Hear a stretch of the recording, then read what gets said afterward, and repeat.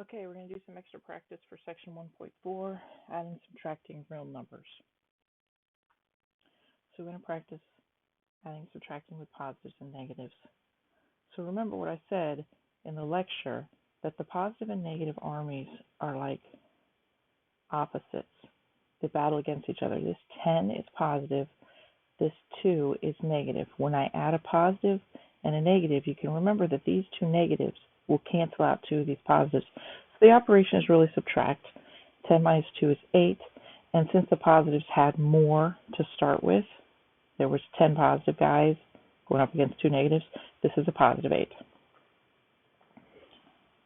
Over here, negative 4 adding to negative 3. And these guys are on the same team, so they won't fight against each other. They'll join up to make negative 7 guys. Negative 12 added to positive 6. And again, these are opposites, so these 6 guys will cancel all 6 of these. That leaves us with 6, and since there were more negative guys, this is negative 6. All right, same thing happens when we have decimals or fractions. We're looking at the signs first. This is a negative adding to another negative, so they're going to group up because they're on the same team. So we really need to add them. 3.4 plus 2.15, and to add decimals, of course, we line up the decimal. You can put this extra 0 here if you want. So this ends up being 5.55, and since the sign on the original groups was negative, the sign on this sum is also negative. With the fractions, same idea, but now we have a negative going up against the positive, so these are going to fight against each other. So this is really going to be a subtraction. The trick with the subtraction, of course, is that they have to have common denominators. So the common denominator for 3 and 5 is 15. So we have a negative 15 being added to a positive 15. So we're going to change the numerators now.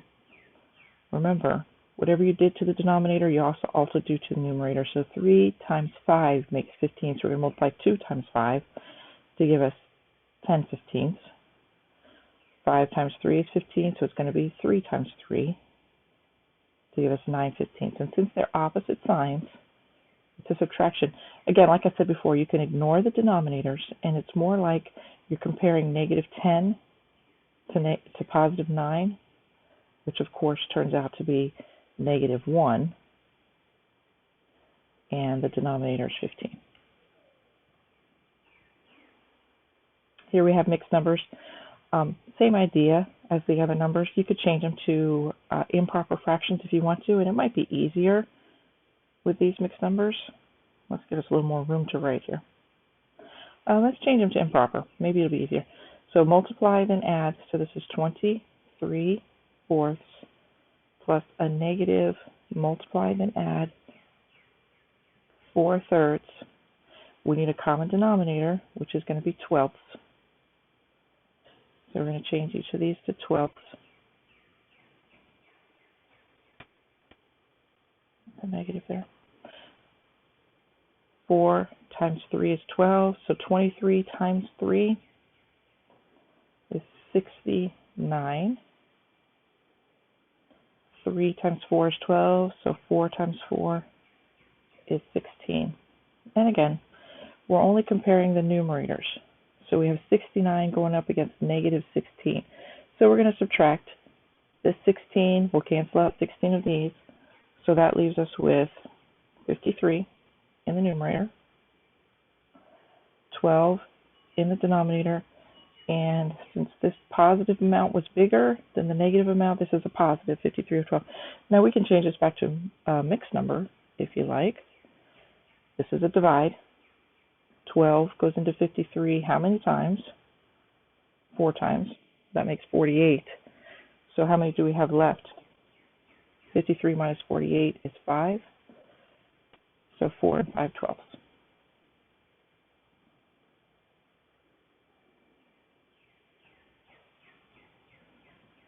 All right, now we have negative 5 minus 5. Okay, remember, there really is no subtraction in algebra. This is just plus another negative 5. That's the way you can think of it. It's all addition, and the sign in front of the number is a sign that goes with it. So this is a negative plus another negative. And of course, they're on the same team, so they're going to add together to make negative 10. Here, you really have to simplify these two signs. This is where the two signs will cancel each other, the opposite of negative 4. So this really turns into 10 plus 4, which you already know because you've studied these numbers before, is 14. Here, again, we're going to simplify these two negatives. The opposite of negative 8 is positive 8. So now we have the negatives going up against the positives again. This is going to leave us with 5, and it's a positive 5 because the positive guys had more. Okay, to do this with decimals again, we're thinking about the signs. We have a positive and a negative. So, of course, this is going to be a subtract because they're opposite signs. Since the 10.75 is more, we'll put it on top. We're going to subtract the 6.25, and then we'll think about the sign after we do the actual subtraction. This is 0, this is 5, this is 4.5. This is a positive 6.25 and a negative. So there were more negative guys, so this really needs to be a negative 4.5.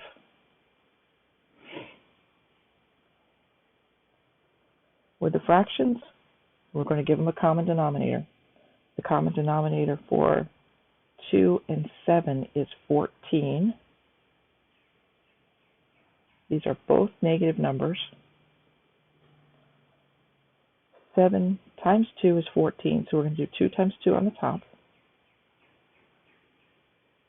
2 times 7 makes 14, so 1 times 7 on the top. And again, once the denominators are the same, you can ignore them. You're really comparing negative 2 and negative 7. You're adding them together. Negative 2 and negative 7 are on the same team, so they make negative 9, and the denominator is the same, negative 9/14.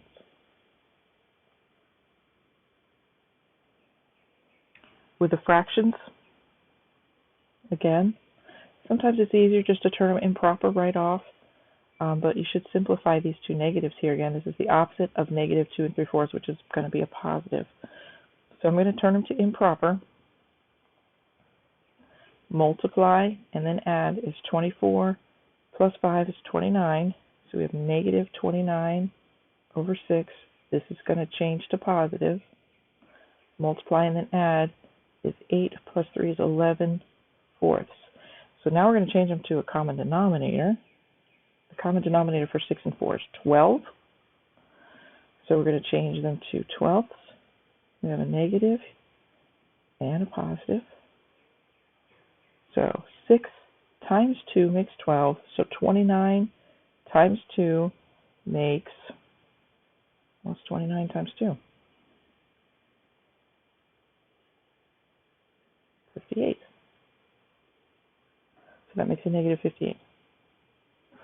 4 times 3 is 12. So 11 times 3 is 33. So now we know we're going to have a 12 in the denominator. We have a negative 58 and a positive 33.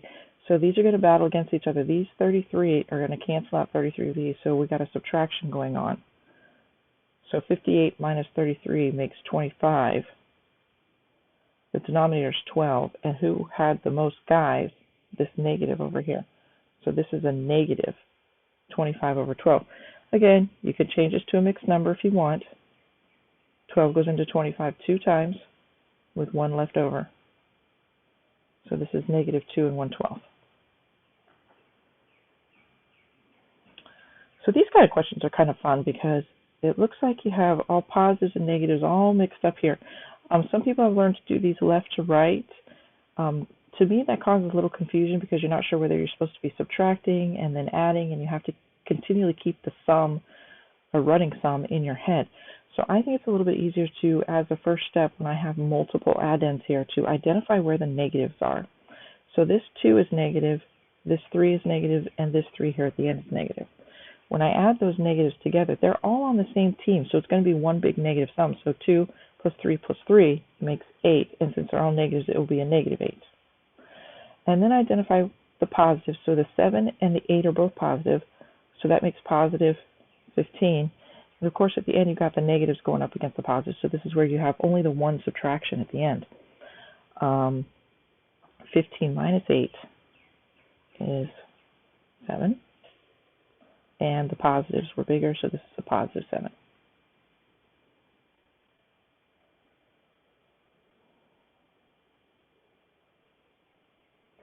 Same idea here with the decimals.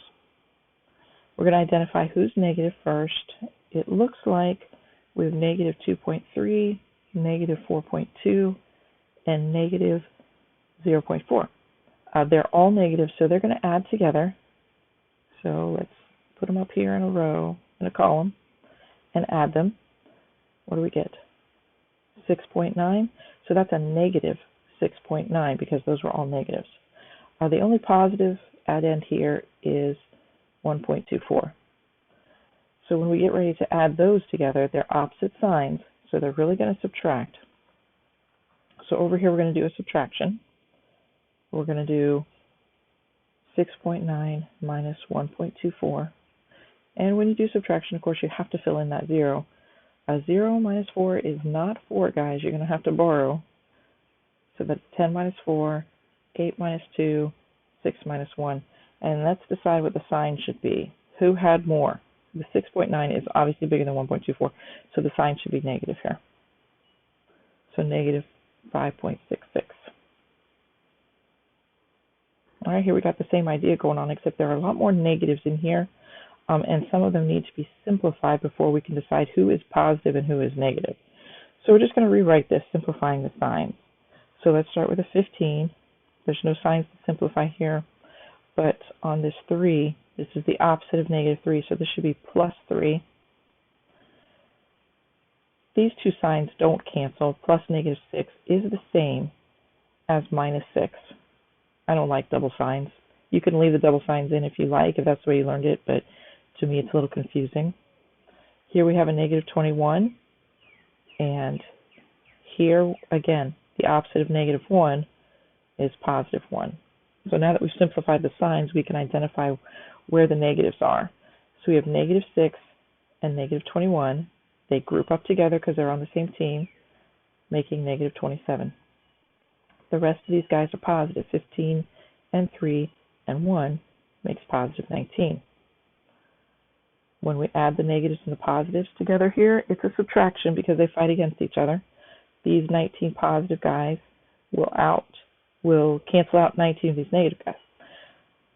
So subtract gives us 8, and since the negative clump was bigger, this is a negative 8. All right, we're going to do the same thing here with the fractions. We're going to simplify the signs, but also as we simplify these signs, it looks like this needs to be simplified here. We're going to give these a common denominator because we can't add and subtract these fractions without that common denominator. So the smallest number, or the least common multiple of 3, 4, and 6 is 12. So we're going to turn these all to 12ths. So we have, let's see, simplifying these signs right here, the opposite of negative 5, 6 is going to be positive 5, 6. So that sign is going to be positive. All right, so remember, whatever you did to the bottom, multiplied, you have to also do the top. So 3 times 4 is 12, so 1 times 4 is 4. 4 times 3 is 12, so 3 times 3 is 9. 6 times 2 is 12, so 5 times 2. Now we can identify where the negatives are. The 4 12ths and the 9 12ths are both negatives, so they're going to clump up together. So negative 13 12ths, and then we have the positive 10 12ths at the end. You only have to really look at the numerators. The denominator is going to stay as 12, so negative 3 and positive 10 are going to make negative 3 12ths, which is not reduced, so we're going to reduce it. There's a common factor for 3 and 12 of 3, so when we divide both of these by 3, we get negative 1/4.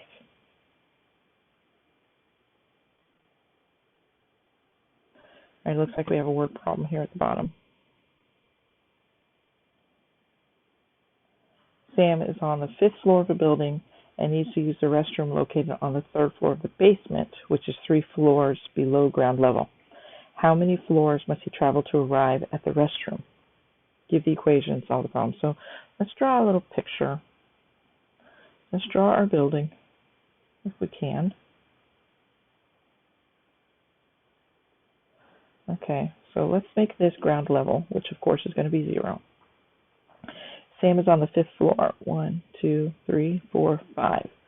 So Sam is standing up here. He needs to use the restroom. It's on the 3rd floor of the basement, which is 3 floors below ground level. So we're going to put the 3rd floor of the basement down here, which is actually going to be -3. So that's where the restroom is. It's kind of a long hike. How many floors must he travel to arrive at the restroom? You might be able to see what's going to happen here is he has to go all the way from here to here, and then he has to go from here to here. But it's actually, this is similar to the water tower one that we did in the lesson. This is trying to find the difference between these. Is a subtraction problem. So the equation is 5 where he starts minus the -3 where he is ending. Whenever you're trying to find the distance between two things or the difference between two things, it's a subtraction problem. So it's 5 minus -3, where he starts minus where he is ending. These two signs, of course, can be simplified. The opposite of -3 is going to be 5 plus 3, so he's traveling 8 floors, which is obvious when you look at the picture, isn't it? Because from here to here would be 5, and then from the ground floor to the basement would be another 3.